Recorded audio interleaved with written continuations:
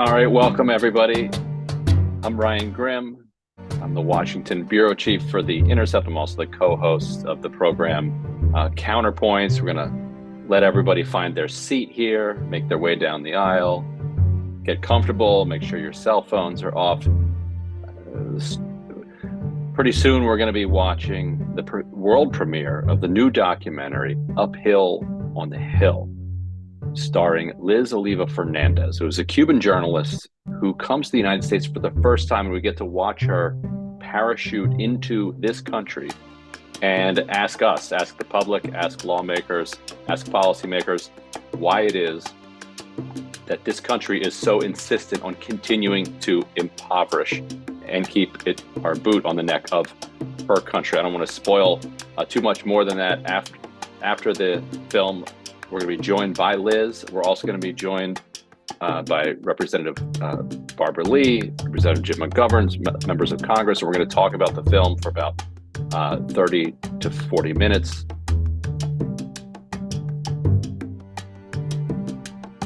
Let everybody kind of shuffle in here. People can take their time. Just let the stragglers find their way in.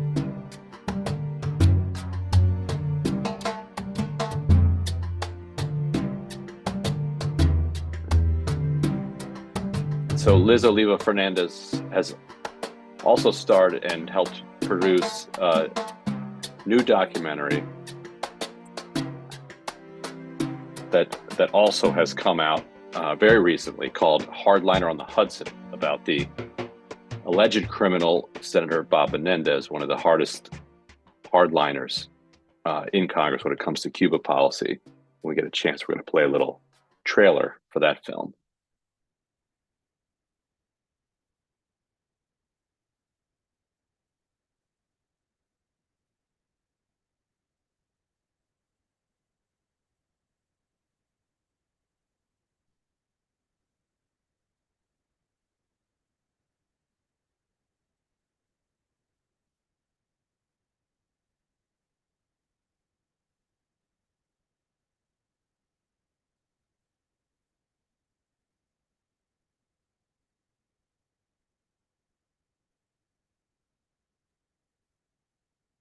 Yeah, so there we go.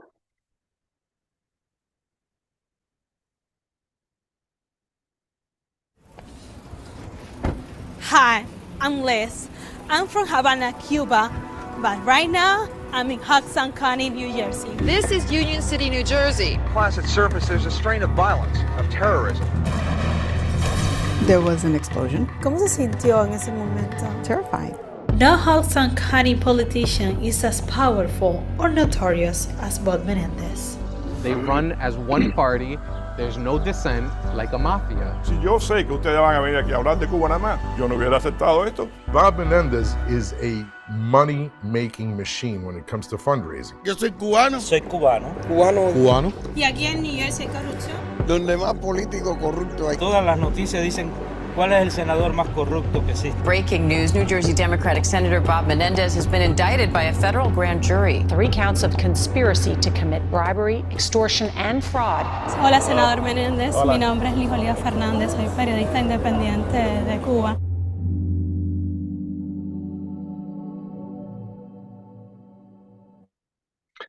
All right, well, that was Liz Oliva Fernández. Looking forward to seeing that film. She's here with us now to talk about Uphill on the Hill, the film that's going to premiere tonight.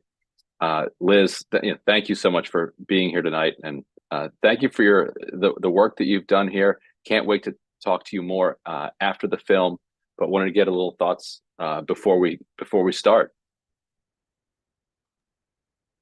Thank you, Ryan. It's a pleasure for me being here. Hi, everyone. I'm so excited to formally and finally present, after a year of hard work, our documentary Uphill on the Hill. This is a stop in a journey that started 4 years ago with the documentary series The War in Cuba. At that time, I couldn't imagine that Belly of the Beast will achieve no one but 2 new documentaries that go deep inside U.S. policy on Cuba. And are filmed from the US. But here we are. I hope you enjoy the film and that it leads to a lot of productive conversations.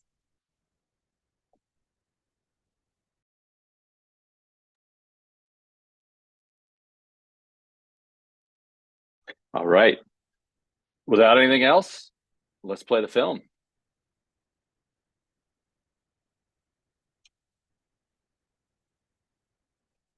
I'm Liz. I'm from Cuba, but right now I'm in the United States.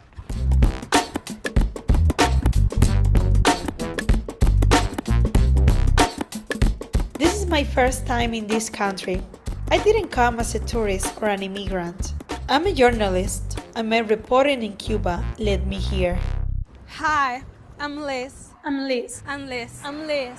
For the last 3 years, I've been investigating how U.S. sanctions affect us in Cuba. Because of these sanctions, Ernesto can't get the prosthetic legs he needs.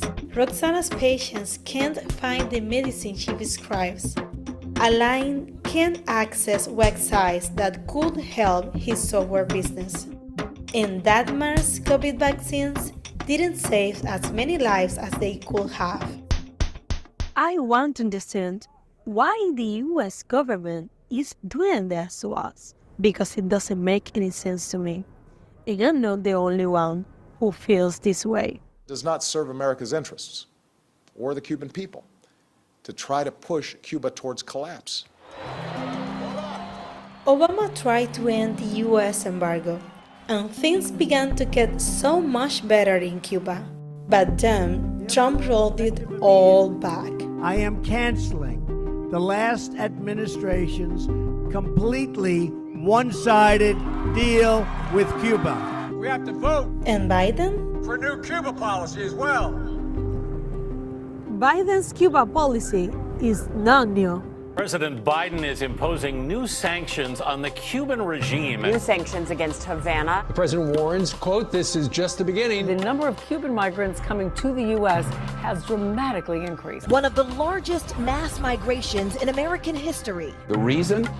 Cuba is in real crisis. Fuel crisis. Economic crisis. Crisis. The worst economic crisis the country has seen in decades. The embargo that we have on Cuba and the sanctions that we have on Cuba and Venezuela are contributing significantly to the humanitarian crisis that is also driving people to the border. Do not just show up at the border. Joe Biden doesn't want a migration crisis, but his policies are helping cause one. People are leaving Cuba because we don't have electricity, medicine, opportunities, because we are being crushed by U.S. sanctions. Entonces, ¿quién se beneficia con esta política?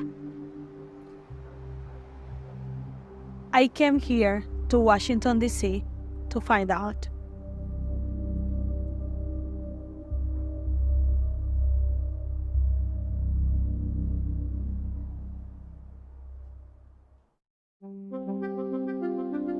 Joe Biden has maintained Trump's hardline Cuba policy.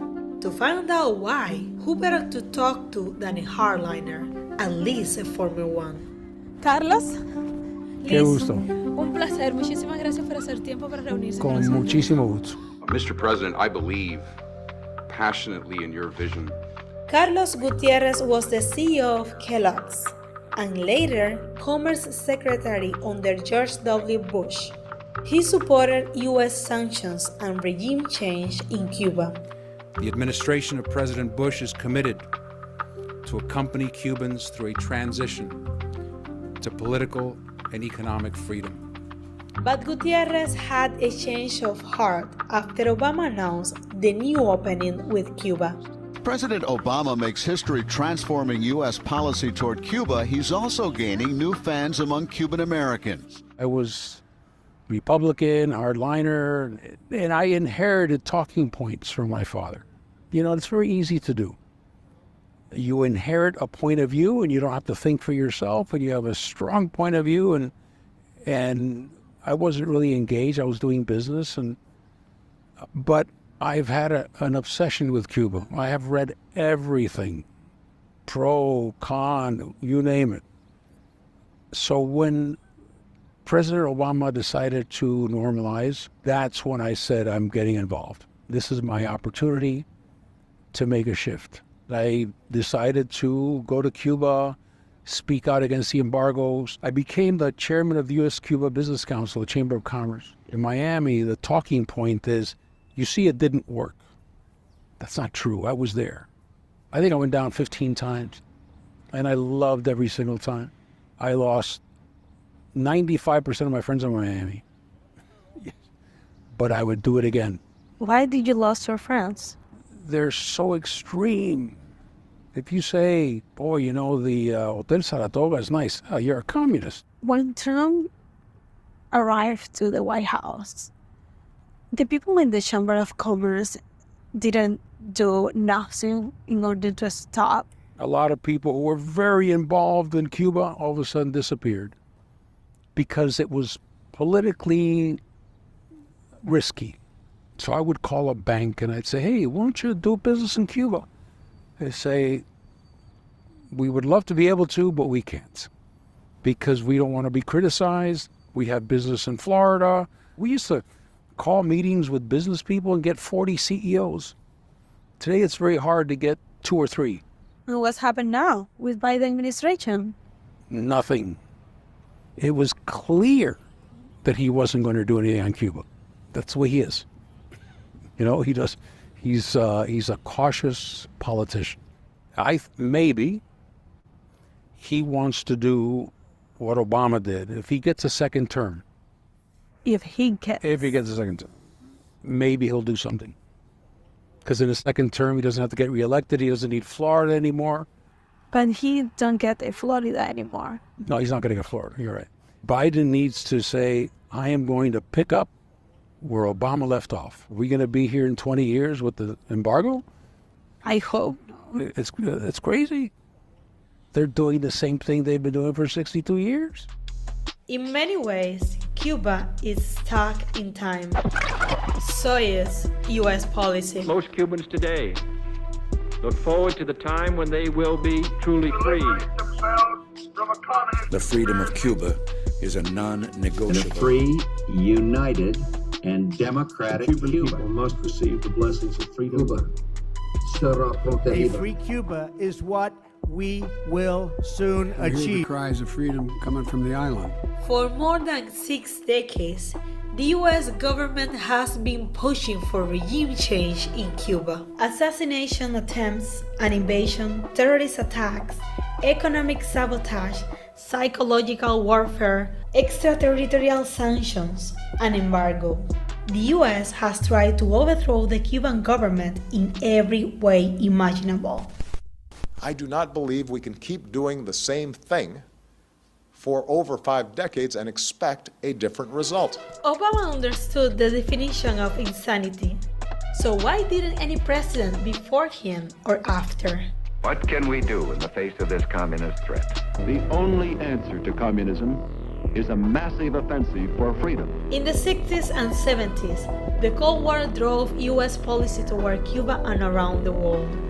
But everything changed with the fall of the Soviet Union. The supposed threat of communism was gone. The U.S. increased trade with China, became friendly with Russia, and normalized relations with Vietnam. The same might have happened with Cuba if it weren't for this man. Jorge Mas Canosa was the godfather of the Cuban-American lobby. The Cuban lobby is in good health, strong and growing, and will be stronger and stronger every day. Mas Canosa was a powerful and wealthy businessman in Miami who left Cuba after the revolution. In 1981, Mas Canosa founded the Cuban-American National Foundation, or CANF. CANF was modeled on the influential pro-Israel lobby AIPAC with the backing of Ronald Reagan. Jorge Mas, thank you for all that you've done and all you're doing. CANF used money and pressure to convince U.S. politicians to take a hard line against Cuba. Sabía muy bien cómo poner presión aquí y allá cuando hacía falta. Mas Canosa wasn't only close with Ronald Reagan, he also formed an alliance with Bill Clinton. CANF backed both Republicans and Democrats, and it helped get the first Cuban Americans elected to Congress, all of them hardliners. Gracias a Jorge Mas todavía tenemos el embargo. After Mascanosa died, Camp lost influence. But another Cuban-American lobbyist filled the void. Mauricio Claver Caron led the U.S.-Cuba Democracy PAC. This PAC donated millions of dollars to Democrats and Republicans to support sanctions on Cuba. In 2018, Claver Caron joined the National Security Council under John Bolton. Under this administration, we will no longer appease dictators and despots near our shores. Bolton was the public face of Trump's economic war on Cuba, but Claver Caron was its architect. Esto es una política de presión máxima, en el cual tenemos el pie sobre el acelerador. Todas las semanas vamos a estar llevando a cabo nuevas medidas, no van a saber por dónde vienen, no van a saber, siempre va a ser una sorpresa y cuando piensen que tienen un poco de luz al fin del túnel, se les va a acabar esa luz. Cuban-American hardliners no longer have to lobby policymakers. Now, they are the policymakers. These four Cuban-American hardliners hold sway over Cuba policy in Congress. Bob Menendez, Marco Rubio, Mario Díaz-Balart, and María Elvira Salazar. All of them are white, none of them were born in Cuba, and only Salazar has been to my country. 3 are Republicans and 1 is a Democrat. But that doesn't matter when it comes to Cuba. They're a repressive regime. The Cuban regime is a cancer. Que no pase ningún tipo de ley que suavice el tratamiento hacia el régimen cubano. We've got to challenge the regime. From the Senate Foreign Relations Committee, Menendez and Rubio exert influence over Cuba policy issues. Rubio influenced Trump. La política de Estados Unidos de Trump hacia Cuba, que fue diseñada directamente por yo y que todavía sigue en vigor. And Menendez has influenced Biden. I gotta talk to you about Cuba. I'm serious. In the House, Mario Díaz-Balart shapes Cuba policy. The Cuban terrorist regime. Díaz-Balart runs the Appropriations Subcommittee on State and Foreign Operations. That means he controls millions of dollars a year in funding for so-called regime change programs aimed at Cuba. Then there is María Elvira Salazar. The regime is a satanic nightmare. She heads the Foreign Affairs Subcommittee that deals with Latin America. The Cuban regime has been the most evil revolution the Americas ever seen since the arrival of Christopher Columbus. We requested interviews with Marco Rubio, Bob Menendez, Mario Díaz-Balart, and María Elvira Salazar.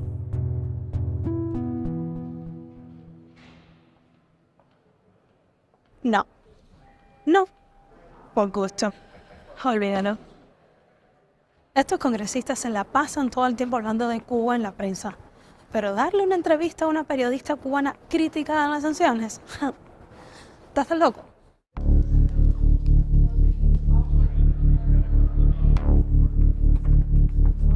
I wanted to find out more about how much influence these Cuban-American hardliners have. Welcome to Washington. Fulton Armstrong was an intelligence officer specializing in Latin America. He worked at the White House, in the U.S. Senate, and in Havana. How did you get involved with Cuba issues? By mistake. I went to the agency, CIA, and they were supposed to send me to Panama, and the U.S. government was frustrated because Noriega wouldn't fall, so they canceled all job rotations in and out of Panama and sent me to Cuba, but for the State Department. How much power these Cuban Americans has on Cuba policy? The real power that they have is their ability to frame the debate, control the narrative of what's happening in a country like Cuba. And the second thing is more indirect, and that is their ability to influence bureaucrats downtown. They are afraid of these people? They're afraid that these people can do damage to their careers. And it's happened. I worked on the Senate Foreign Relations Committee for 3 years, and I saw particular offices that were tracking who was who in this, particularly the State Department bureaucracy. And then when those people were being discussed for a senior position that would require some sort of Senate approval, they would do what we would call kill them. So you can kill somebody's career simply by saying, I don't like them. These are all government agencies. That's the Department of Justice. The National Endowment for Democracy is here. Some of the programs they do are real true democracy promotion in other countries. but the ones in Cuba are much more controversial. We call them the regime change programs because the authority under which they spend money is for regime change. That's the Department of the Treasury, which owns OFAC, the Office of Foreign Assets Control, which has a big staff that enforces aspects of the U.S. embargo against Cuba and others. This is all based on this old concept that sanctions are going to drive regime change in Cuba. That's the building over there, the old executive office building, where I worked for 4 years as a director for Inter-American Affairs, working for Bill Clinton, including on Cuba matters. What could Biden do without worrying about Congress? Barack Obama showed that you can normalize relations. You can shake Raul Castro's hand. You can open up the door to travel, that you don't have to just obey the Congress, and it worked. So, but what is stopping Biden to do that? The same that Obama did? It's not hard. There is the problem that you have staff that don't want to touch the issue. Cuba has shown flexibility that it does want to talk. Everything's on the table. Let's talk country to country. What happens is that the more that Cuba suffers, the more optimistic some people behind our policies are that they don't have to do anything. Cuba's going to collapse. That's really dark. It's very dark, and it's analytically unsound because no one can prove, not in that building or the State Department, that regime collapse in Cuba is in the U.S. national interest. Eric Spenlin used to be a congressional staffer. Now he works for an advocacy group called Just Foreign Policy. We're across the street from the U.S. Capitol. If you look down, you can see lobbyists going in and out of Dirksen Senate Office building. I just want to understand why it takes so long that the people in the Congress understand that the sanctions are really hurting the people in Cuba. Because the sanctions have been in place since I was born. The Cuba issue is very unique in the way that the U.S. electoral system, leads the state of Florida to have so much influence over national Cuba policy. So that is one of the heartbreaking things about why Cuba has to go through this for over 6 decades. But now Florida's not really in play politically anymore. So, I think the hope is that Democrats will finally do the right thing and stop making Cubans suffer for political gain.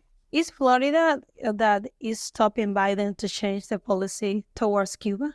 Florida is a major part of it, but also Bob Menendez, as such a hardline, Cuban-American chair of Senate Foreign Relations, also plays a role. So it's sort of a mix of Florida and Bob Menendez as chair. How do you accomplish that Congress people, senators, listen to you? There's certainly no model for how to defeat a U.S. sanctions regime. For example, they did sanctions on Iraq. Some estimates said those killed 500,000 kids. And then they did a series of escalating military actions leading to the overthrow and destruction of Iraq. So, we don't have a lot of successful models for lifting sanctions. Usually when they get imposed, the U.S. maintains them as part of a regime change strategy. For me, it looks like impossible. It's a really difficult job to do every day. For me, it will be really depressing. It's very depressing. As a congressional staffer, I was the first to work on the war on Yemen. 8 years in, the U.S. is still supporting the Saudi war in Yemen. So it's 8 years, most of my career, working on one war. We hope for someday where we look at U.S. foreign policy and you see, wow, it's not doing any harm. The Biden administration doesn't seem to want better relations with Cuba. So, what does the Cuban government want? Hola, bienvenida. ¿Por qué no existen estas relaciones de comercio habituales entre Estados Unidos y Cuba? Bueno, nosotros quisiéramos que existiera. Y el marco regulatorio de Cuba hoy lo permite, pero las sanciones no lo permiten. ¿Y Cuba tiene algún tipo de sanciones impuestas en el gobierno de los Estados Unidos? No tenemos sanciones contra Estados Unidos y Cuba siempre ha estado dispuesta a tener mejores relaciones con Estados Unidos. Lo único que nosotros pedimos de Estados Unidos es respeto a nuestra soberanía, a nuestra integridad, y eso yo creo que es una regla básica, no solo para las relaciones entre los estados, pero para las relaciones entre personas. Uno de los argumentos que esgrime el gobierno de los Estados Unidos es que las sanciones están en lugar como una manera de castigar a Cuba por sus continuas violaciones de derechos humanos. ¿Qué usted responde a eso? Si el gobierno de Estados Unidos tiene preocupaciones sobre derechos humanos en Cuba, podríamos sentarnos a hablar. Lo hicimos con el gobierno de Obama. Lo hacemos con la Unión Europea. Pero presentarlo como una razón para no levantar sanciones es un pretexto, porque no hay manera de justificar ante el pueblo de Estados Unidos una política tan cruel. ¿Qué son estas marcas que veo en la pared? Son impactos de balas. Tras un ataque terrorista el 30 de abril de 2020, una persona de origen cubano, residente en Estados Unidos, se paró allá afuera y con un AK-47, un rifle de asalto, empezó a disparar. Hay una larga historia. Después del triunfo de la revolución, de atentados, de bombas, de intentos de asesinatos contra nuestras misiones, grupos terroristas radicados en este país, durante muchos años actuaron con mucha impunidad, que han llevado a personas como estas a cometer estos actos. A few months after my visit to DC, the Cuban embassy was attacked again, this time with Molotov cocktails. Smoke and fire taking place in both towers of the World Trade Center. 9/11 was the deadliest terrorist attack in the Western Hemisphere. But in Cuba, when we hear of the word terrorism, we think about Cubana Flight 455. We had an explosion and we are descending immediately. We had fire on board. In 1976, terrorists put 2 bombs on a Cuban civilian airliner. 73 people were killed, including children and every member of Cuba's national fencing team. The attack was masterminded by 2 former CIA operatives, Orlando Bosch and Luis Posada Carriles. Yo respaldaba esa acción porque es una acción legítima de guerra. Todos los que venían de eran criminales y eran esbirros castristas. Neither Orlando Bosch nor Luis Posada Carriles were ever tried for murder or terrorism in the US. In 1990, George Bush ordered Orlando Bosch's release from prison. We will make no distinction between the terrorists who committed these acts and those who harbor them. Both Bosch and Posada Carriles lived freely in Miami until their deaths. The US government has never admitted to harboring terrorists who attacked Cuba. Instead, the US has accused Cuba of terrorism. In 1982, Ronald Reagan designated Cuba state sponsor of terrorism for its support of the Sandinistas and leftist rebels in El Salvador. Reagan was also opposed to Cuba's involvement in Angola, which helped bring about the fall of apartheid in South Africa. The Cuban internationalists have made a contribution to African independence, freedom and justice, unparalleled for its principled and selfless character. After 33 years on the terrorist list, President Obama removed Cuba in 2015. For the last decade, Cuba has hosted talks between the Colombian government and rebels. Instead of recognizing Cuba's role as a peace broker, the US once again accused Cuba of sponsoring terrorism. In 2021, President Trump put Cuba back on the state sponsor of terrorism list. Estamos presenciando es una enorme injusticia internacional. The terrorist designation was a death sentence for Cuba's economy. Más de 30 bancos en el mundo cierran sus operaciones con Cuba de un día para otro. Eso tuvo un impacto violento en la capacidad que tenía nuestro país de importar los insumos para la producción de medicamentos. The inclusion on the list cuts Cuba off from credit, investment, and even simple bank transactions. It also punishes Europeans for visiting Cuba, a major source of income for our economy. The Biden administration said it will review the designation. We're committed to carefully reviewing policy decisions made in the prior administration. We are always examining the facts and applying them against the law. We will continue as necessary to revisit those to see if Cuba continues to merit that designation. Cuba remains on that list because in our judgment, it has not yet met the requirements to be removed from it. What are those requirements, Senator? I'm happy to. I think I would need to refresh my own memory about the exact list of requirements. Biden is still calling Cuba a state sponsor of terrorism, despite opposition from many Democrats. It sounds simple because it is simple. A state sponsor of terror designation should be about a state sponsoring what? Terrorism. Meanwhile, Cuban-American hardliner Maria Elvira Salazar has introduced a bill called the Force Act that could keep Cuba on the terrorist list indefinitely. Is the State Department planning to remove Cuba from the list of terrorist states? Yes or no? We are not planning to remove them from the list. Good. So then I interpret that you are not thinking about doing that in the near future. Thank you. Maria Elvira Salazar doesn't seem to have much trouble pushing Anthony Blinken around. So is anyone pushing back? It doesn't seem like it, at least not from within the Biden administration. But I did find people who are pushing from the outside.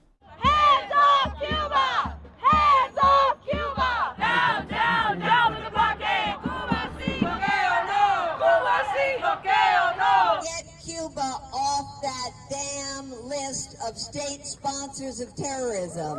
I come here a lot.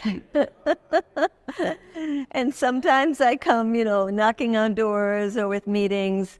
Sometimes we go to a hearing and we jump up at the hearing and we speak out and get arrested. Today, media has joined other activists from around the country on Capitol Hill. We'll go to Maria Salazar's office. What we want to talk about is how her bill, this Force Act, is going to make things even worse for the Cuban people. Welcome. It says, yes, we are open. Yeah. There's a welcome sign. Hello, how are you? We would like to speak to the Congresswoman. We got to talk to the Chief of Staff and to the Deputy Chief of Staff. His boss, Maria Salazar, talks only to the right-wing Cuban Americans. They don't represent what the Cuban people want, and they don't represent what the majority of Americans want. They're a relatively small group, and they have a stranglehold through people like her on this policy. We like to do our meetings in the cafeteria here because we like to claim the space and say it's supposed to be the people's house, and we are the people. We want to give a hand to one of the good progressive Congress people, especially on Latin America, Jim McGovern from Massachusetts. And I've been going to Cuba since 1979. I have never seen things more desperate than I have during that visit in December. Our embargo and putting them on the state sponsor list of terrorists is literally strangling the island, and it is, and I think it is tantamount to a human rights violation. When Biden first got elected, we wrote to him and asked him to rethink this policy. And then we were told after he got in that it was all under review. In December, when we went to Cuba, we had a briefing before we went, and we were told the review hadn't begun yet. How come Cuba is on the terror list, whereas the Haitian police is burning people alive, is massacring people, and his administration is getting tons of support from the U.S., including police training and everything else? Well, the answer to your question is, we're hypocrites. We have double standard. That's the answer, right? And when Blinken says they haven't done what they need to do to get out the terrorists, I mean, I don't even know what the hell he's talking about. He was on there for political reasons. It had nothing to do with, the merits. So I think the focus in the short term for, what might be accomplishable on Cuba is to get them off the terrorist list. That's something the administration could do. All right, so thank you. We are going to McGovern's office to have an interview with him. So we are in a rush. Hi. Hello, nice to see you. Nice to meet you. Thanks for having us. Thanks for being here. Jim McGovern has been a member of Congress for 27 years. As a Democrat, McGovern supports President Joe Biden, but not his Cuba policy. Congressman, what do you think of U.S. policy toward Cuba under Biden administration? I think U.S. policy toward Cuba is an embarrassment and a miserable failure. It just doesn't work by any measure. We're isolated in the rest of the world in terms of still adhering to these old Cold War policies. I mean, we deal with China. I mean, we deal with Saudi Arabia. I mean, we deal with, you name it, countries that are communist countries, countries that have human rights records that we disagree with, but we deal with them. That engagement gives us a bigger voice to have influence on issues that we care about. We clearly have a double standard when it comes to Cuba. Do you think that Biden's policy towards Cuba are more similar to Trump or Obama policy? They're more similar to Trump, unfortunately, at this point. We can't just refer to this as the Trump policy. It is now the Trump-Biden policy. Could you explain me how the sanctions are affecting the U.S. citizens? We can't do business in Cuba. U.S. citizens now have restrictions on their travel to Cuba. We have agricultural interests in the United States that would like to trade with Cuba. Well, there's incredible medical research happening in Cuba as well. Our U.S. researchers want to collaborate more with the Cubans. So we both have interests in pursuing a better relationship. Do you think the sanctions are the major cause causing migration? I think they're clearly a major cause. Our policy, which was one of economically strangling Cuba, is really hurting the people of Cuba. And I think that's tragic. I mean, there's no doubt there's a connection between the sanctions and the suffering. What is stopping Biden to do something about Cuba? I've urged him personally. I've urged the Secretary of State and others in his administration that we need to change course. And that hasn't happened yet. I think much of the rationale for continuing this policy that has failed really has more to do with domestic politics than it does with what is a rational foreign policy. If Biden isn't listening to Democrats like Jim McGovern, who is he listening to? Is it the Cuban American hardliners? Or is he worried about elections in Florida? Or is he just waiting for the Cuban government to collapse, like almost every president before him? I wish I could ask Biden himself, but I knew he wouldn't give me an interview. So I asked for interviews at the State Department, the National Security Council, the OAS, the White House, and the U.S. Embassy in Havana. Some did not respond. The rest were not available. Since nobody in the Biden administration wants to talk with me, I'm going to the State Department to ask some questions about U.S. policy towards Cuba.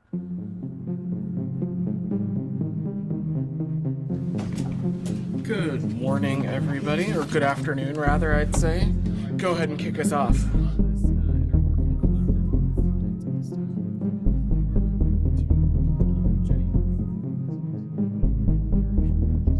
You had your hand up patiently. Go ahead. Oliva Fernández, Valley of the Beast. What evidence is there that Cuba sponsored terrorism? Well, the regime has a long track record of egregious human rights abuses, suppression of a free press, suppression of civil society, and other key factors that continue to keep them on that list. But you can give me examples of terrorism because of human rights abuse. I'm going to work the room a little bit. All right. Thanks, everybody. I couldn't get a straight answer out of the Biden administration, but I didn't have that problem in the streets of Washington, D.C. I didn't know that Washington, D.C. is a black city, and so far, I haven't spoken with any of the black people who live here. So now I'm in the heart of Washington, D.C., U.S. street to speak with people that look like me about my country.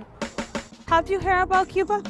Have I heard of Cuba? Absolutely, yeah. I've heard great things about it. I mean, I know we didn't have the greatest history between our two countries. It doesn't matter that America hates Cuba with politics and stuff. They have a really welcoming culture with just people. So when you're there, even as a tourist, they want to make you feel welcome and at home. Nice place to vacation. For sure. Yeah. Hi. Can I ask you some questions about Cuba? About Cuba? Yeah. Yeah, of course. Well, I know there's been a dictatorship there since 1959. I heard that, the Afro-Cubans are amazing people. A place that a lot of black activists have gone to retreat to find their freedom when they have been in some situations in the States. Do you know the United States has sanctions against Cuba? Oh, yeah. Yeah.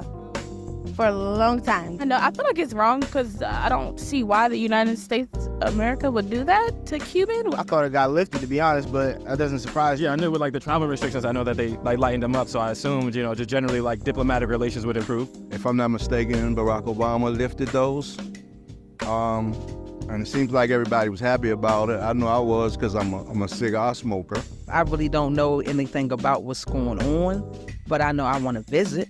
I've heard that recently, because of the trade embargo and the U.S. sentiment towards Cuba, it's not doing too well. Sanctions is violence, and I think that deciding whether or not people get access to food and medicine because of what politics that they choose is totally ridiculous. Cuba has suffered economically from that for, very badly. And they love to say, oh, every communist state is failed. Did it fail, or did you destabilize the country? They want to control other countries' behavior in a way that benefits our government. So I think that it's easier for them to treat Cuba poorly, hoping that they'll change their governing structure. Do you agree with the sanctions? I think I disagree with them because they were supposed to topple the regime, and that's decades ago. It's detrimental to what people who care about Cuba would want. It doesn't hurt America in the same way that it hurts Cuba to not do business with them. So they use it as a political weapon to oppress their economy and oppress their people. It's really just colonialism and racism. That's really all it is. It's very simple. We wanted, the U.S. government wanted something, and they said no, and they were just like, oh, well, we're going to punish you financially, and that's just it. Do you think that the sanctions are fair? No, but when is America fair? Let's be serious. Come on. They don't do anything fair. They don't play fair ever.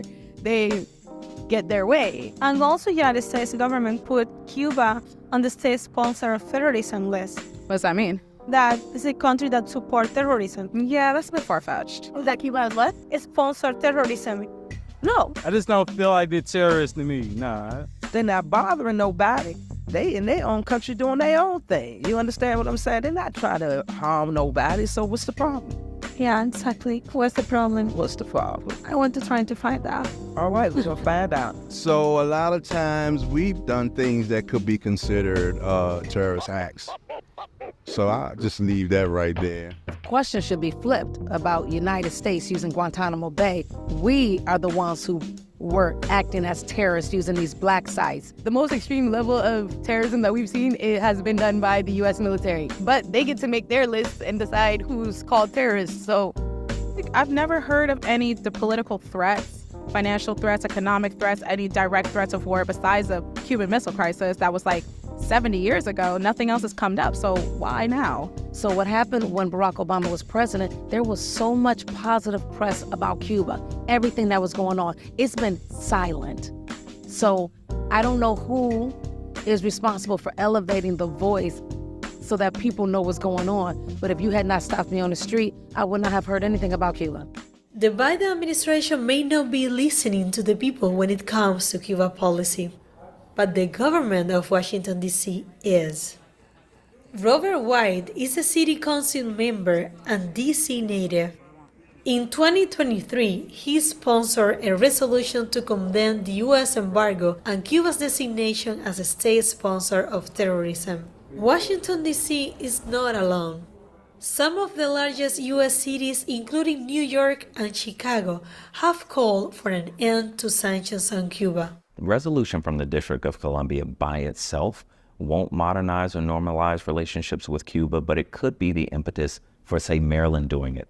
Maryland could be the impetus for Kentucky doing one. And eventually that momentum builds enough that the federal government has to respond.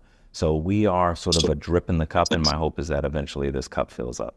Is this resolution representing what the people in this district want for Cuba or feel about Cuba?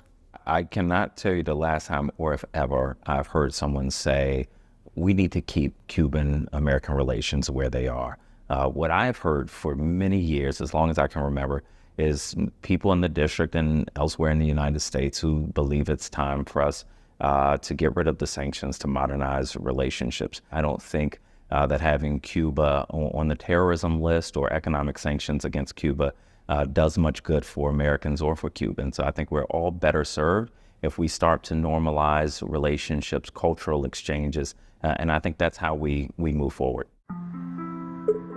Since I came to the US, people are always asking me, are you hopeful that US policy to Cuba will change? No, I'm not. And I am less hopeful the more time I spend here. US sanctions do not work. They only hurt people.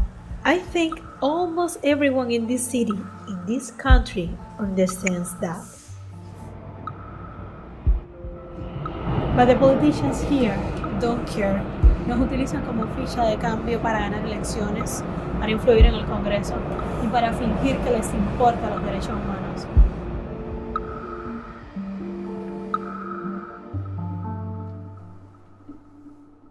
Some people here have told me that US policy will get better, that we just need to be patient and wait until policy is reviewed, until elections, until Biden's next term, if there is one. But why should we have to wait? Hasn't the US war in Cuba caused enough suffering? If now is not the time, when is it?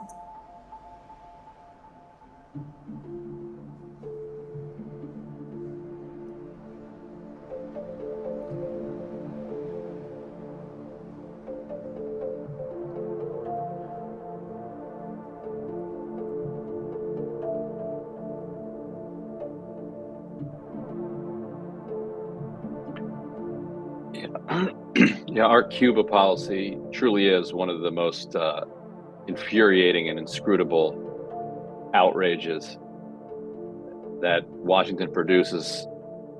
It takes a lot of people a lot more time in Washington to come to the conclusion that Liz did there at the end. We're going to be joined in a moment by our panel, but first, I believe we have on the phone Representative Barbara Lee. I think anybody who's watching this film tonight really needs no introduction to the legendary Congresswoman from Oakland. Congresswoman Lee, are you there? Yes, I'm here. Sorry I can't be on video, but thank you very much for giving me a chance to be with you. No, thank you for joining us. So tell us what you thought of the film and tell us in general what on earth is going on with this Cuba policy. Okay, well, I'll have to just tell you about the Cuba policy. I've been on airplanes and I haven't had a chance to view the film yet, but I heard some of the commentary on it. And so I can just tell you very quickly about U.S.-Cuba policy and how it's a failed policy, first of all. It's not in the interest of the United States, secondly, and it certainly is not in the interest of the Cuban people. And what over the years, and I've been working to just basically end the embargo and establish normal relations with Cuba since the 70s.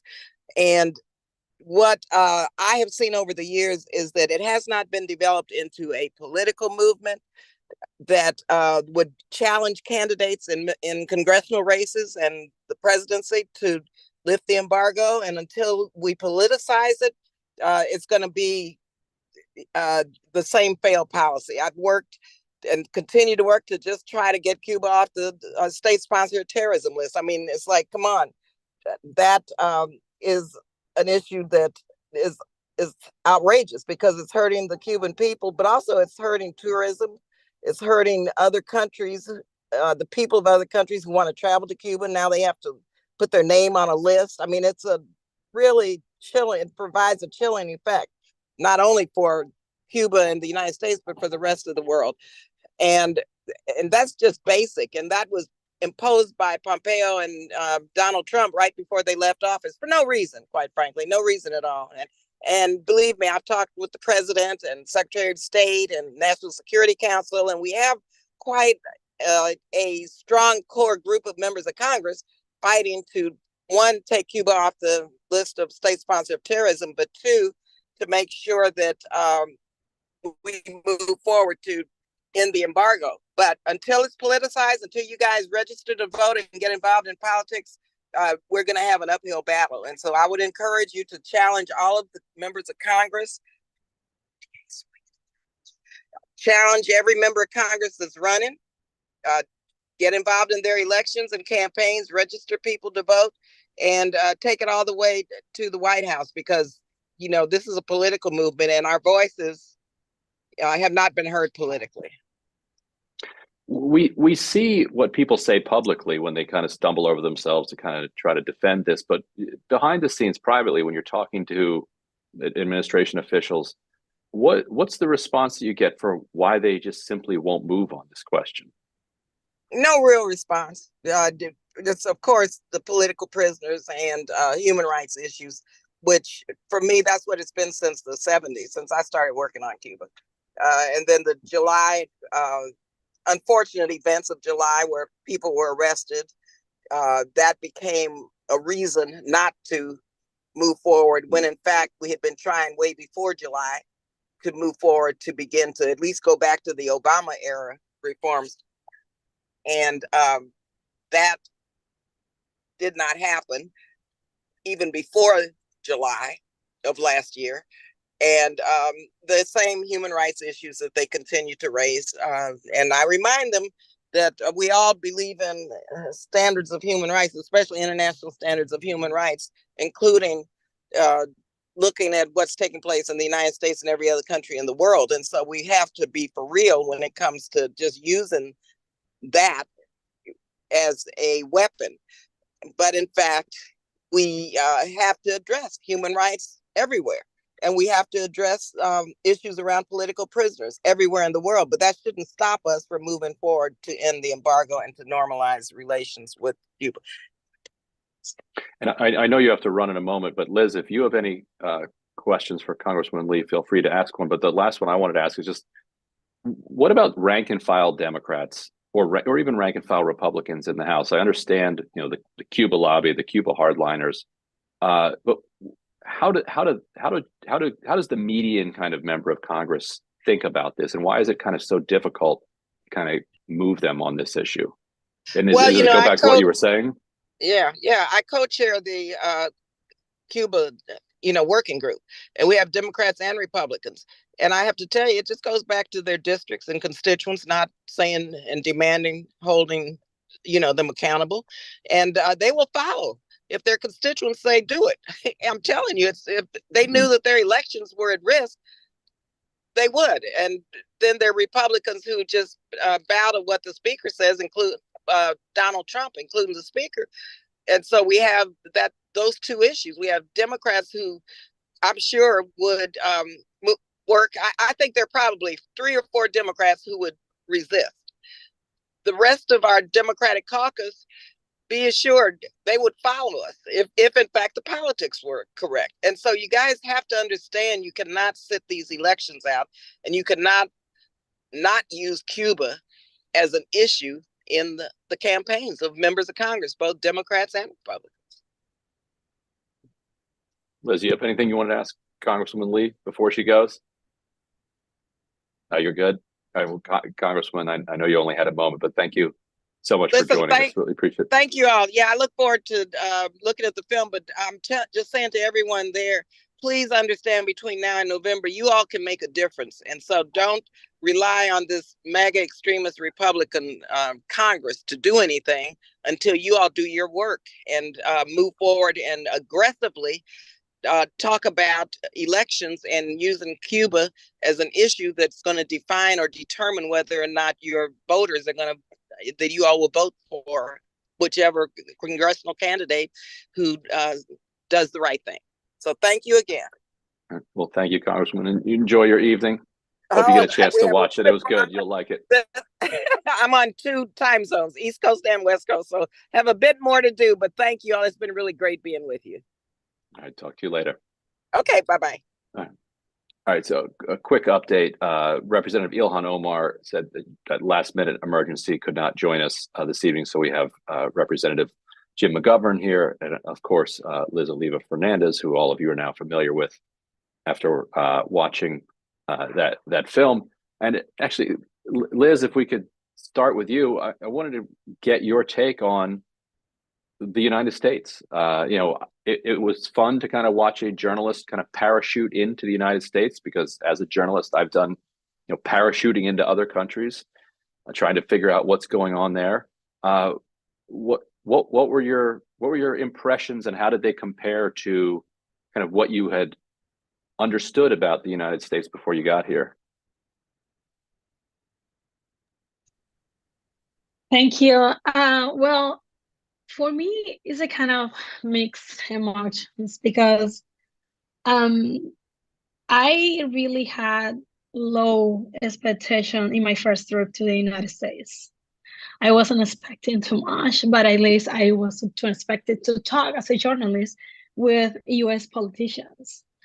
And you realize how difficult it is for a Cuban journalist who are critical to the sanctions to talk with politicians that talk a lot about free expression, free press, and whatever. They don't have a second or time to sit with the journalists and talk about Cuba. And the other thing is, I don't think that there is one United States. I think like in my time in United States, I just realized that there is a lot of United States inside of the United States. So it's difficult for me give you like a impression in general. I have to talk in particular with different cities, with different states, with different everything. And it's funny because at the beginning, people just ask you, okay, what's your favorite thing in the United States, from the United States? And I was like, squirrels. We don't have squirrels in Cuba. And for me, it was adorable to see the squirrels because I think it's a really beautiful country with a lot of beautiful nature and also beautiful people. But at the same time, it's hard for me because I'm seeing, watching, I'm witnessing like how US government is hurt Cuban people. I'm talking about my people, I'm talking about my family, I'm talking about my friends. I'm talking about that they have like a real incident in my life. So, and they looks like they know about it, but they don't care. So it's like it's like a Cuban's life is not war enough to make a change in US policy on Cuba. And that's hard for me because I'm not just a Cuban journalist who work for US independent media outlet. I'm talking about this is also my life. I don't have friends anymore in Cuba. I all my friends, the most of them have left the country in the last years. So now I'm being charged of also their parents because they stay behind and trying to regulate in a country without young people because it's okay. I really understand why people leave Cuba. You don't have opportunities, you don't have nothing, you can't see the light at the end of the tunnel. Of course you go to other countries to try to follow the American nightmare, as I call it, or whatever you want. You're in the right. Migration is a right, it's a human right. So, and also it's because other countries make your life more impossible. Other governments making your life more difficult, more hard. Of course that Cuba is not perfect. We don't have a perfect country, but at least I want to believe that we can make it better than actually it is right now. But I can't fix the sanctions. I can do nothing with them. Yeah, Congressman McGovern, it's one thing when you see the United States, destroy a country through its aggression, say like with the war in Iraq, for instance. Like the whole world watches, and you see it being done on a grand stage. The profound takeaway from this film, I thought, was just the kind of flick of a wrist with which the United States, with its policy, can destroy an entire country. You've been there, like as you said in the film, something like 15 times. Can you talk a little bit about, how things have unraveled in the recent couple years? Oh, and you're still muted. Right.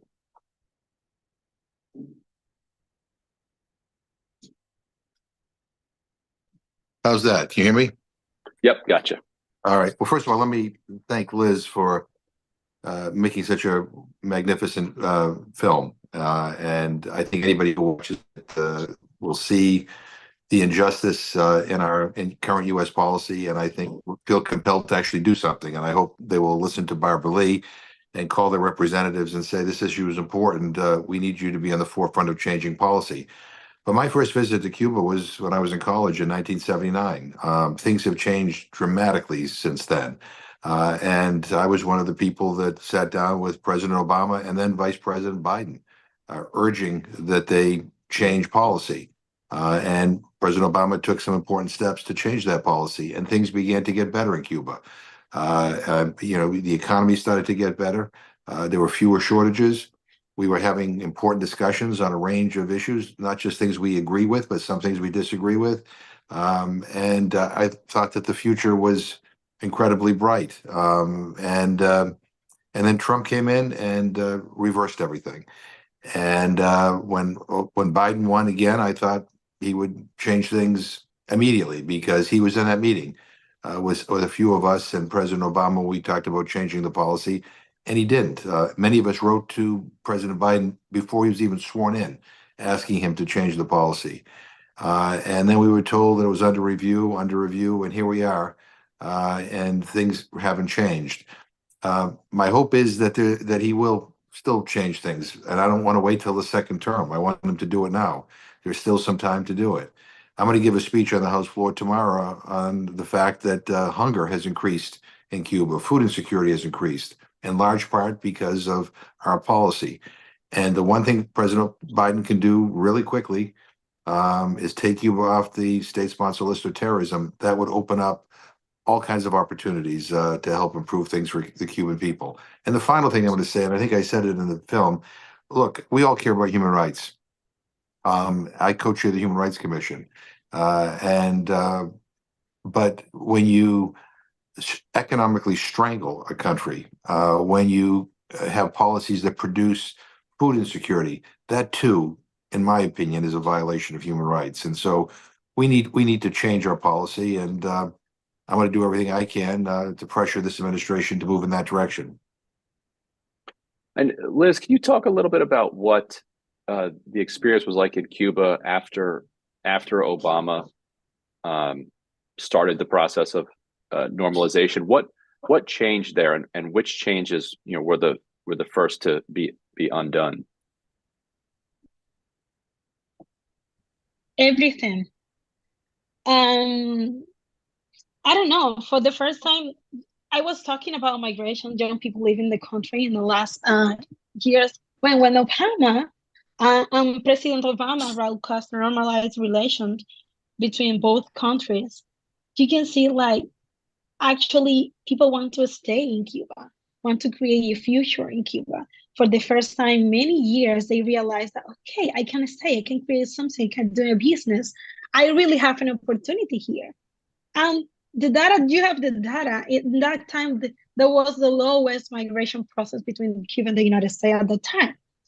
But what's going on after Trump took power and he trying to reverse Obama policy? Everything started to change. And we have to face COVID, and pandemic was like a crisis, more sanctions, crisis, more sanctions, more crisis. I was like, the situation right now is unsustainable. You can't continue living in the situation that we are under right now. It's almost impossible, because at the time we see the light at the end of the tunnel. And also I have a question for McGovern, if I can do it. Go for it. And at the time, did you have the opportunity, and you see, and obviously didn't like that I used that expression in Harlan and the Haxon, but Cuba was flourished for the first time. Business was everything was going on, it was growing, and you can see Havana was an epicenter of the war for a couple of years, and that was incredible. Everyone wants to go to Cuba to do business with Cuba, to start something in Cuba, because they say, okay, if U.S. president is visiting to Cuba and they say it's okay for everybody to do it. And they said an example that you actually can go to Cuba, because most of U.S. citizens didn't know that they can come to Cuba. They say, it's legal to come to Cuba. And the second time they thought, okay, I can go to Cuba because Cuba comes. And that's misleading completely. But the question that I have is how is so Do you think that it's difficult for a congressperson to talk positive about Cuba without backlash?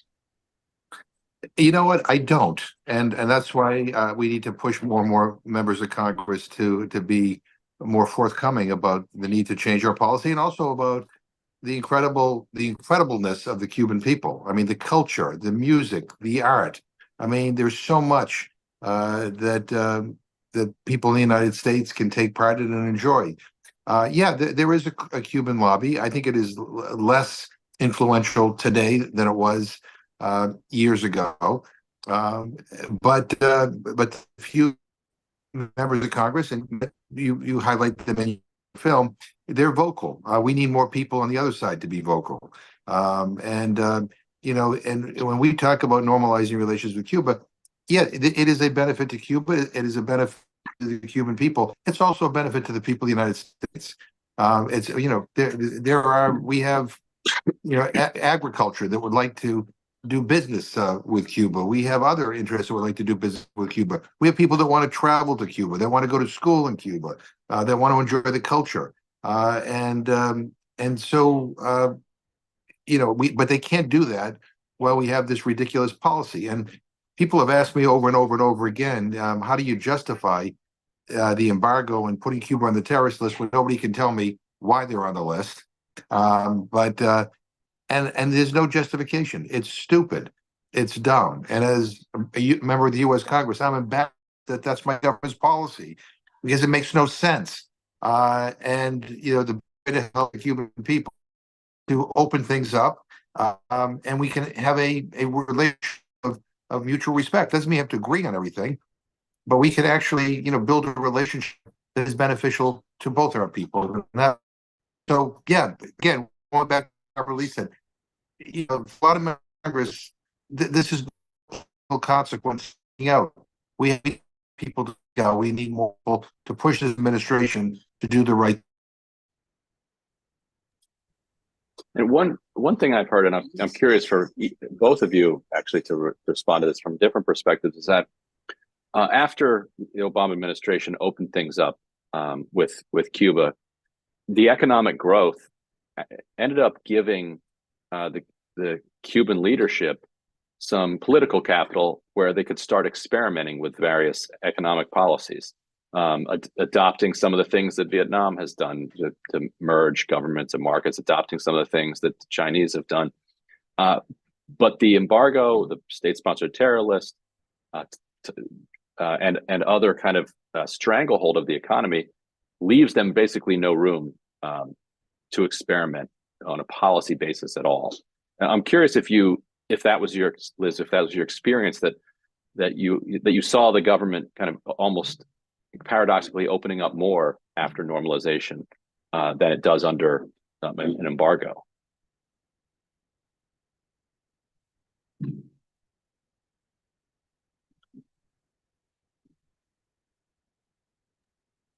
You can go first, or I can go first.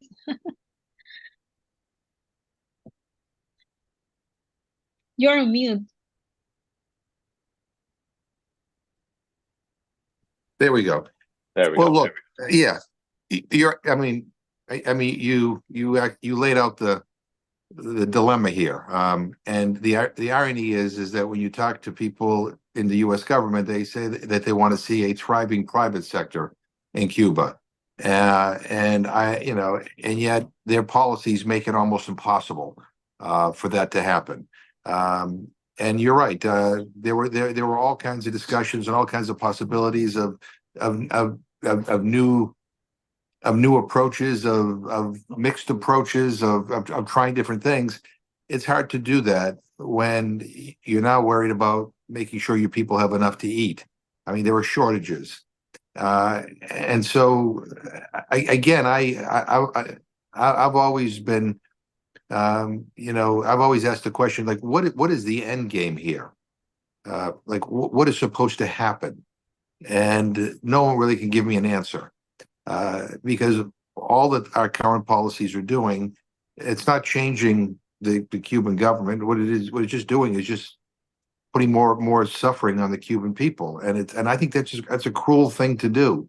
And again, we have economic relationships with countries that are our adversaries, that really are our adversaries, and we don't impose these harsh policies on them, but we do on Cuba. And I think it's, I think it's arrogant, and I think it's, a throwback to colonial days, and I think it's, again, fueled by people who are nostalgic for the Cold War. I'm not, and I think most people in this country are not. And it's time for us to have a more mature, constructive relationship with the Cuban government, and thereby helping uplift the Cuban people. And I want to add that for me it's also an evidence that they don't know Cuba. They don't understand Cuba. They don't know a thing about Cuba and the Cuban people. And the only things like they say they want to support the private sector, but they are passing laws like stopping the private sector get access to credit or financial credits in the United States or U.S. company. How is that possible? They say that the private sector in Cuba is a fairy tale, that it doesn't exist, that everybody works for the government. What? Are you talking serious? And they say that they are close to the government because they are paying taxes? Seriously? You're working for the government in the United States because you're paying taxes? How is that possible? If you're private sector in Cuba, in Japan, in China, in the United States, or whatever you want to run, rules like respect the rules of that country.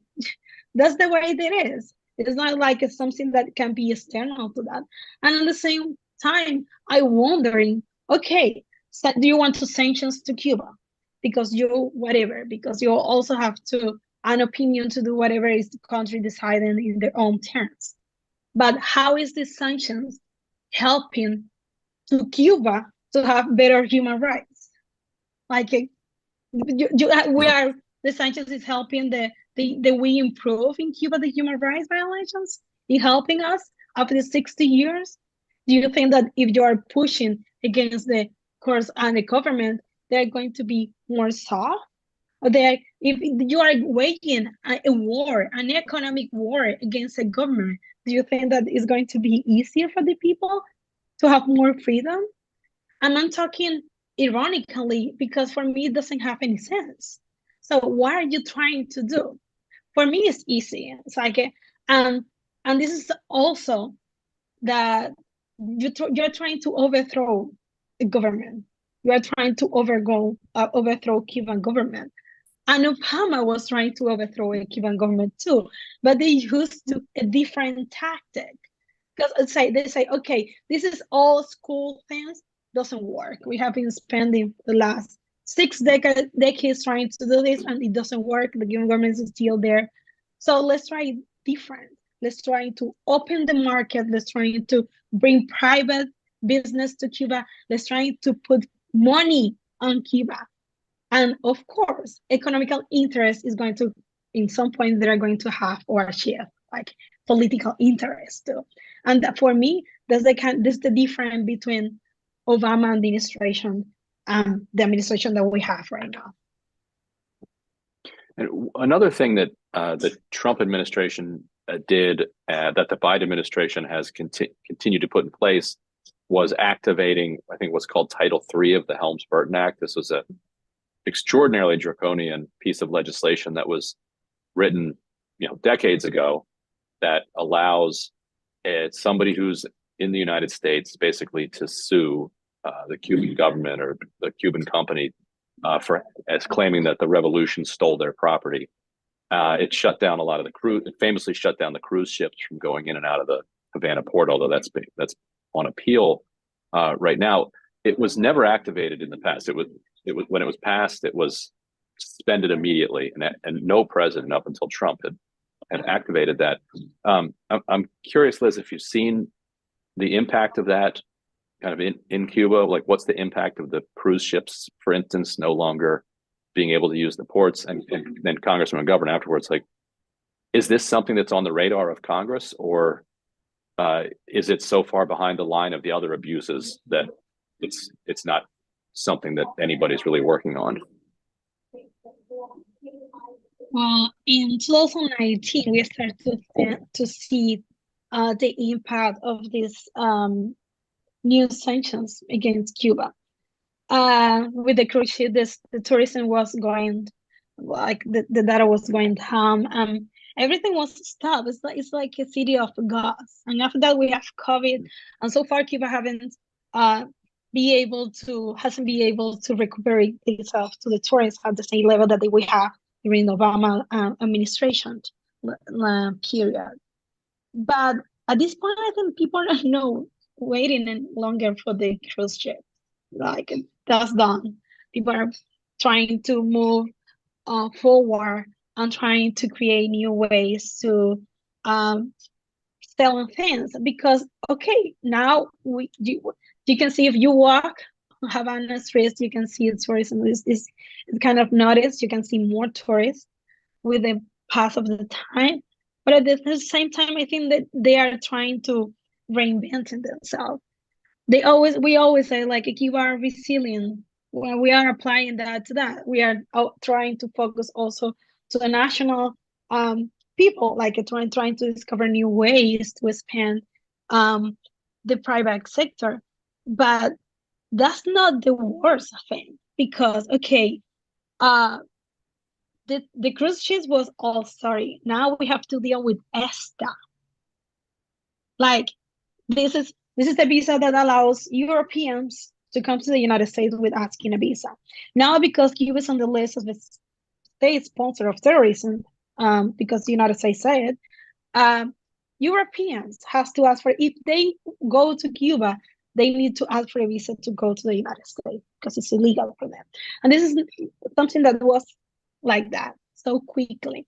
A lot of people just found out in the airport when they're trying to get to Miami from Havana. Spaniards trying to get to Miami from Havana, and they was say, no, you can't go there because you are already on vacation in Cuba. I mean, if you go to Cuba, you can go to the United States. So how we can compete with that? I'm talking about Cuba. Like, we don't have any big tourist attraction to give to the people. We don't have like a luxury resorts or whatever. The best thing that Cuba has is their own people. That's the best thing that we have for offer to the tourism. At the same time, we're talking about the United States. Europeans have business with the United States. Europeans have academic interest with the United States, music, culture, whatever. Everything is linked to the United States. And also, for me, I know the story because I'm a Cuban. I have to ask for a visa, even to go name a country. I need a visa. But imagine an European citizen.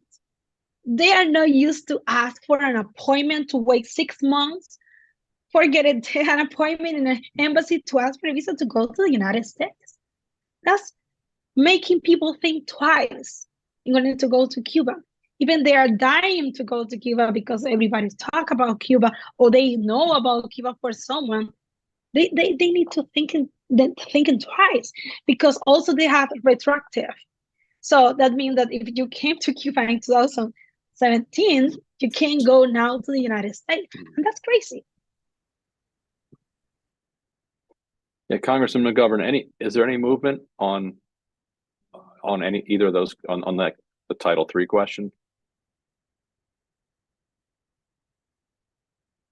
Oh, I think you're muted again. The problem is law, and in order to be able to change, to vote for change it. Republican House of Representatives now do that. Speaker Johnson doesn't care, but he gets from right-wing Cubans in Miami, and he's got we have some members of the floor, that like to talk about human rights, and they live in these beautiful homes and live a high life, imposing sanctions and ships on Cuban people that they say that they can help. They can't.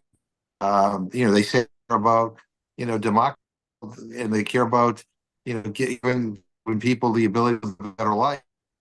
They are frustrating efforts for more political space in Cuba, efforts for Cubans to live a decent life.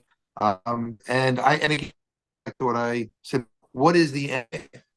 What is the end game of having the island? What is the aim of hurting average Cubans? What is the end game of making it impossible for the economy to be able to sustain itself so that people can live a decent life? Maybe some of these Florida, the Cuban people will embrace them. I have news.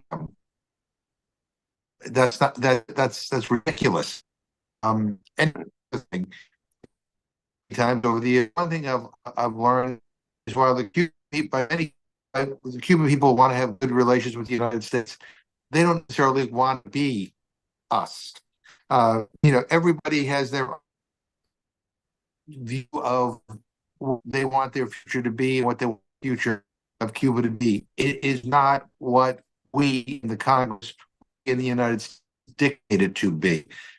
This arrogance that somehow just pull all the strings and we can listen to help the Cuban people, that just has to end. So what the possible in these few months, movement by district.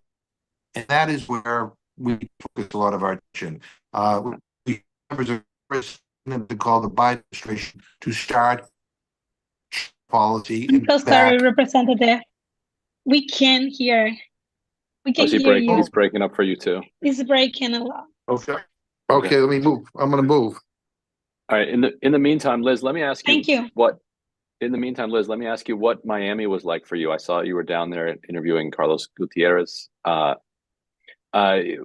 First of all, what is the impression that people in Cuba have of Miami and the hardliners there? And were they worse, better than you expected them to be? Well, the interview with Carlos Gutierrez was in DC. That wasn't in Miami. We hadn't the chance to go to Miami and to do like a real work that, but I was in New Jersey, and also I have been in Miami, but for just for part of the tour that we did at the end of the year. I don't know. People always say that Miami is like Cuba, and I didn't feel like that. It's like, for me, it's different, and I think like makes Miami different from Cuba is its people. Nobody in Cuba or in Havana talking about hardliners or Miami, whatever. People talk about family. People talk about friends. That maybe we have different point of view, but we are trying to put the friendship or the love link or whatever at the top of everything. So when we talk about Cuba and Miami, people, at least that's my perspective. People talk about more about bonds, more about links, more about love. And that's really strange, because when in Miami, the most of the people that you hear today talk about Cuba, they talk about hate. They talk about sanctions. They talk about punishment. And it's not possible punishing a government without punishing the people. That doesn't work in that way. So. And I wanted to follow up real briefly on what you said earlier about so many of your friends leaving over the last year. Was it about the last year that it really started in earnest? And like, what's the top destination, would you say, for people who are leaving? And what are they doing? How hard is it? Like, what is the outflow like? Well, I couldn't say that there is a top destination, even when we know that the United States is one of the top destinations. Why? Because it's easy for a Cuban to go to the United States, because there is something like they call the Adjustment Act that gives them residency after a year and a day to Cubans if they say that they are refugees from the Cuban government. So that put us in a situation of privilege compared with someone who are coming from Guatemala, Haiti, DR, Colombia, El Salvador, like people who actually are facing danger in their entire life. Because the migration for Cuban migration to United States is political, but the most of them are economical migration. We are economical refugees. So nobody's talking about that. Or nobody's talking that the same number of people who were leaving DR and Cuba was the same until 2019. That was the year that the Trump administration started to enforce the sanctions against Cuba. And I think like people, I remember my entire life, people always leave because this is not our first crisis. I was born in the 90s. Cuba loved euphemism, so we call it special period, but doesn't have nothing special. It's just crisis. So we are used to be like navigating crisis my entire life. That's the thing. But I feel that in the last years, it's getting worse. And people are kind of hopeless.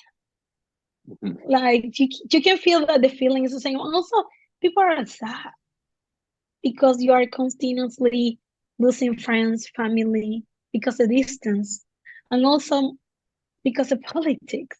Because sometimes the opinions are so strong that you can mention Cuba because they always have a negative things to do. And this is also that you can see some with people who goes straight to Miami.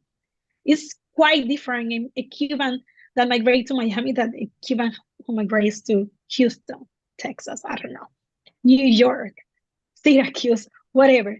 It's quite different because I think like in Miami it's a strong feeling, and sometimes it's because the media, of course, and the control that they have, like the information that the media outlets that they control, they run, and they always like this hate industry that they pay millions of dollars to growing up.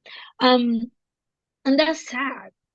And that's sad because I always open to have discussions about Cuba with my friend that thinks different than me, that people who think different than me, that people that barely know. Because if you're a Cuban and you want the best things for Cuba and for Cuban people, I'm open to have all many discussions and arguments that you want. But if you want sanctions, destruction, and you don't care what's going on there, for me it's pretty difficult to have a conversation in that terms. And Congressman McGovern, if you want to summarize what you were saying before, but also I'm curious, she referenced this quote unquote special period after the collapse of the Soviet Union, where Cuba was in extraordinarily dire straits. Like she said, nothing special about it. If you compare I'm sure you were there during the special period. If you compare the special period to now, how do those two compare? And also curious for your thoughts on what you were saying earlier. Are you able to hear me? Yes, you're coming through clear. Okay, great. Well, I apologize for that. First of all, I think I've never seen things worse in Cuba. And so all these measures that were put back into place, starting with Trump and continue through Biden, have caused a great deal of suffering in Cuba. And the people who are suffering are average Cubans. And that's just the reality.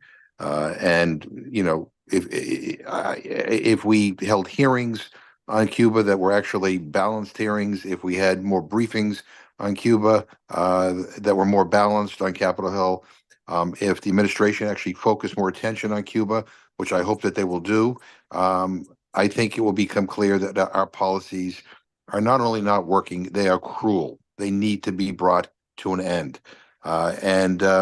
And so and again, going back to what I was saying before, is that you have a small group of members of Congress from Florida, who live a pretty good life here in the United States, and who somehow talk about how they care about the Cuban people, and they advocate for policies that basically make their lives more miserable. I don't know how they do it. I don't know what they think is going to happen.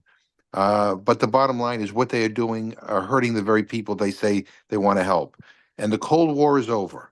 And for those who are nostalgic for it, it was a lousy period and in world history. We don't want to go back there.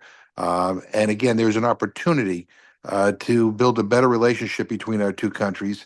to actually help uplift the Cuban people, for us to learn more from the Cubans. By the way, the Cubans have this very vibrant, biotech industry and medical research industry. I know a lot of people in the biotech and medical industry here in the United States that would like to have more collaborations with the Cubans. Because there's a lot that Cuba has to offer that we can benefit from, not to mention the culture and the music and the dance and the museums. And so, let's this is the moment where we can actually do something different. We can change things. And I get it, everybody's worried about elections, this election. Sometimes, those of us who get elected, you just have to do the right thing. And by the way, I think the majority of Americans agree that we should have a better relationship with Cuba. And I would just end by saying, again, I think Liz put together a very important film.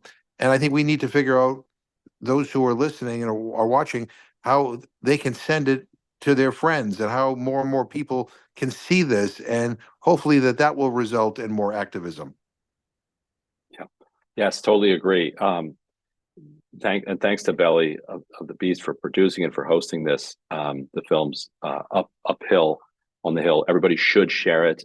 Liz, I want to give you the final word. Any final message that you'd want to have to anybody who's watching it now or who will watch a playback of this later?